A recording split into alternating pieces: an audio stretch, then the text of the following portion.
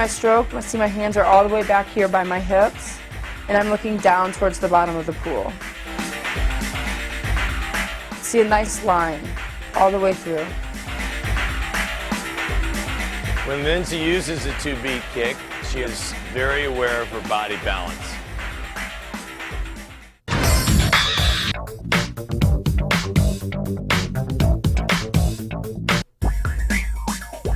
The most important thing in swimming is your streamline. It is the fastest point that you'll ever be in your entire race when you push off the wall, when you dive in on your start. Now, it's very important to streamline not only that you have one hand on top of the other, but you're squeezing your ears. You want to make sure that it's a nice straight line no matter what position that you're in. We want to get the shaft of her arrow or her silhouette as tight as possible. So she keeps her line from her fingertips through her toes, and then she gets as tight as she can, particularly here through her lats, and rounds her back slightly. The diameter as small as possible. Not only are her hands covering each other, but her forearms are as well. As tight an arrow as possible.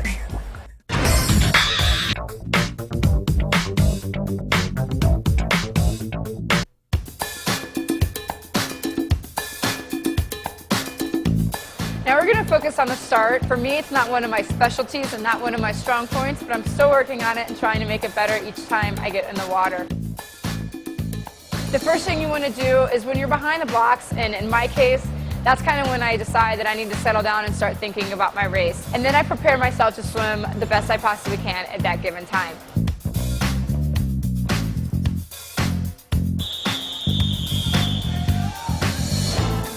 So when I get up on the blocks, I take the deep breath, I'm nice and focused on my race. I position my feet to where they want to be.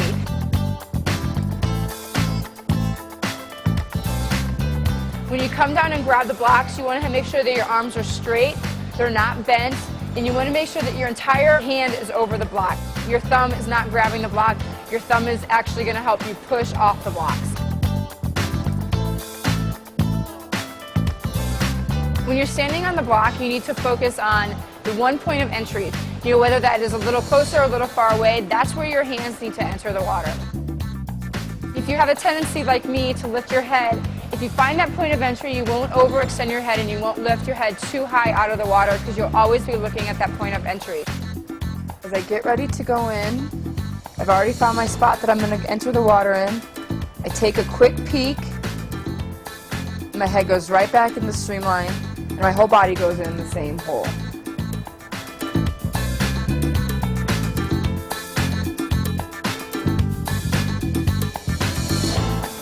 You will never be faster in a race than you are when you push off the wall or you push off the blocks. So you want to make sure that one hand is on top of the other and you're going in a nice streamlined position.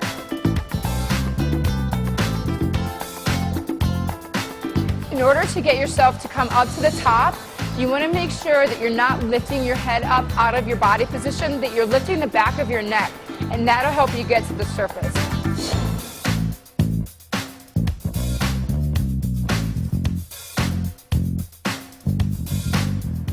As I start my kick to the surface, I don't lift my head. My head is still in line with my body. I don't lift my head at all throughout my entire kick underwater.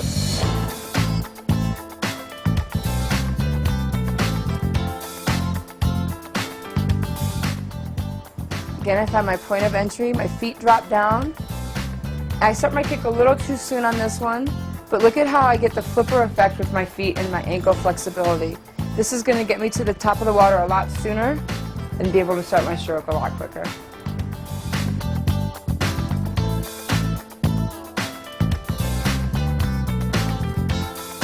As I break out of the water, you notice that my head isn't coming up first, but my arm.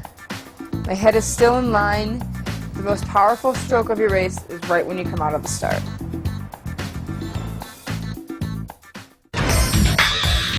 Benko turning at the 250 in front.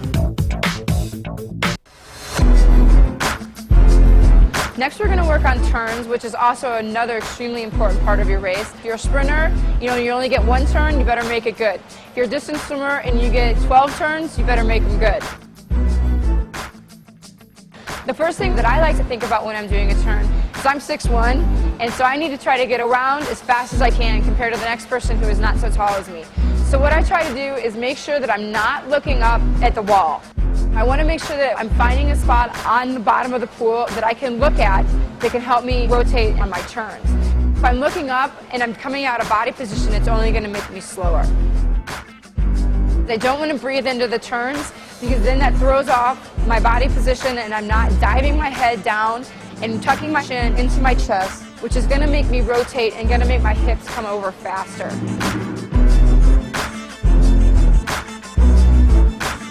My last stroke into the wall is a very strong stroke because this is a stroke that's going to propel me over. I want to make sure that my heels are as close to my bottom as they can be because the more closed I am, the faster the turn is going to be. When I push off the wall, I'm again streamlined in a nice tight position and I'm pushing off on my back and then I rotate to my stomach. This way I'm not turning on the wall because that just takes up more time. When you push off, you're pushing off on your back and then rotating to your side. You want to take your first stroke with the hand of the hip that is closest to the bottom of the pool. That way I can rotate from side to side quicker and I'm not getting stuck underneath the water. When you push off the wall, again, it's the fastest point that you'll ever be in your race. You want to make sure you're doing everything you possibly can to get the most out of that point. As you leave the wall, you're pushing off on your back and rotating to your stomach. You don't need to do this very fast. You don't want to rush this. You're in a race, so it's going to come naturally that you're going to do it quickly, but don't rush it. You don't need to rotate to your stomach right away, because as soon as you take that arm stroke, you're going to rotate right to your other side. So when I do the turn, my feet are facing upward towards the sky, and I'm pushing off the wall with my feet about hip distance apart, not too close and not too far away. Like going up for a basketball rebound, your feet are going to be hip distance apart because that's going to be the most power that you're going to get. You're not going to go up with your feet close together, and you're not going to go up for a rebound when they're really wide apart. So try to think of it as, you're going for a rebound in basketball, and you're really trying to get as much power as you can possibly get. This is a teaching progression of freestyle turns. We start off with a mid-pool somersault. You lay flat and look at how my body is in its flat position. My head is looking down because I never lift my head into my turn. And as I flip, I'm bringing my knees as close as I can to my chest and flipping myself around. It's just like doing a somersault in the pool. Here we go again. I'm nice and flat, using my arms to help rotate me around. If you notice, my ankles are really close to my Speedo and my knees are really close to my chin. She uses her hands to get her hips over quickly. She sculls with her hands back. The next part of the progression is where you just do a foot turn right before you get to the wall. So you're doing the same thing that you did in the mid-pool, but you're actually stroking in and stopping right before you get to the wall. Look at the stroke with nice high elbows.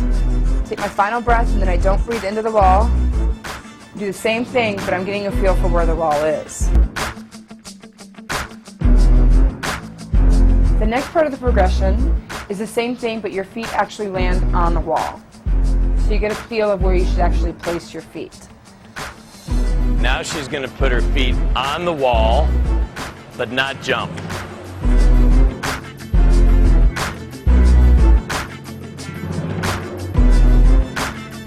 The next part of the progression is when you do a flip turn, but you push off on your back. You want to get the feel of pushing off with both your feet facing the ceiling.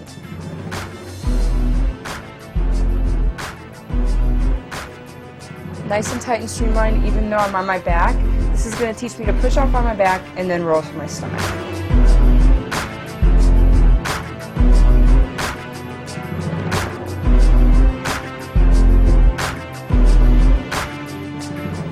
Here we're going to show the whole turn. And now how I roll to my side, nice and tight and streamlined. You want to make sure when you do your turn, you place your feet hip distance apart with your toes facing the ceiling. It gives you a better push off, it gives you a stronger push off to make sure that your velocity is the strongest at this point of your race.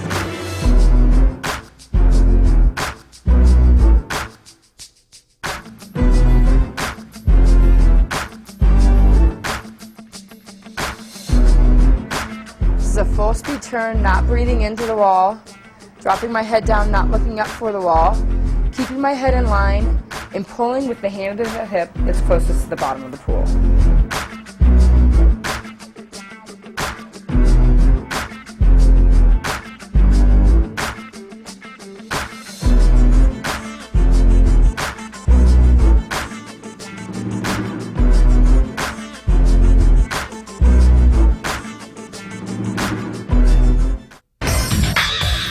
And this is a very confident performance by Benko.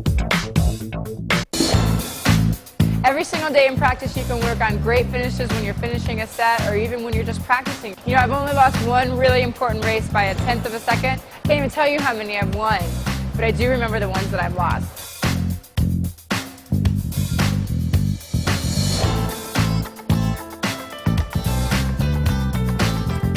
You want to make sure that you're not finishing like this with your head looking at the wall. You want to make sure that you're finishing on your side with your head looking back. Look at how much longer my arm is like this than when I'm like this. When I'm on my stomach, I'm this long, but when I'm on my side, I'm this long.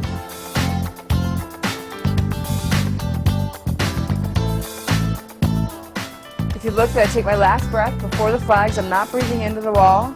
I'm turning on my side, and my head goes to my shoulder.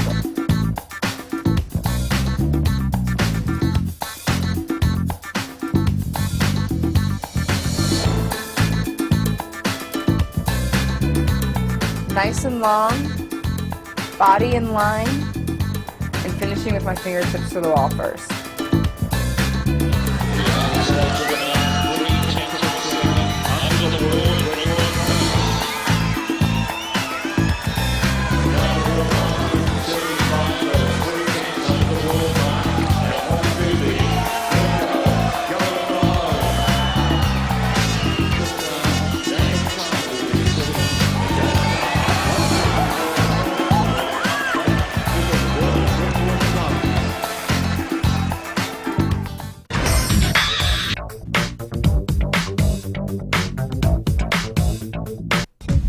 I want to talk to you guys about the importance of strength and flexibility.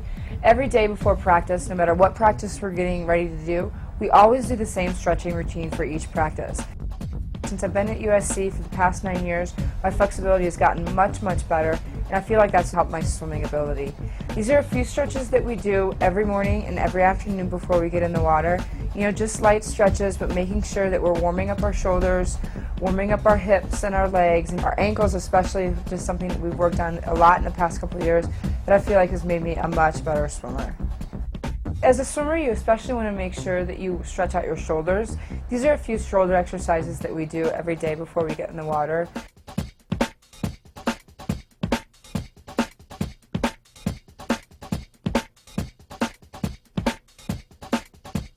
We also want to make sure that our legs aren't super tight, stretch out our legs, our quads, our hamstrings. Make sure that we're really getting the most out of every stretch, and make sure you're holding the stretch and you're not bouncing when you stretch. Very important. I think stretching helps prevent injuries and helps make you a better swimmer.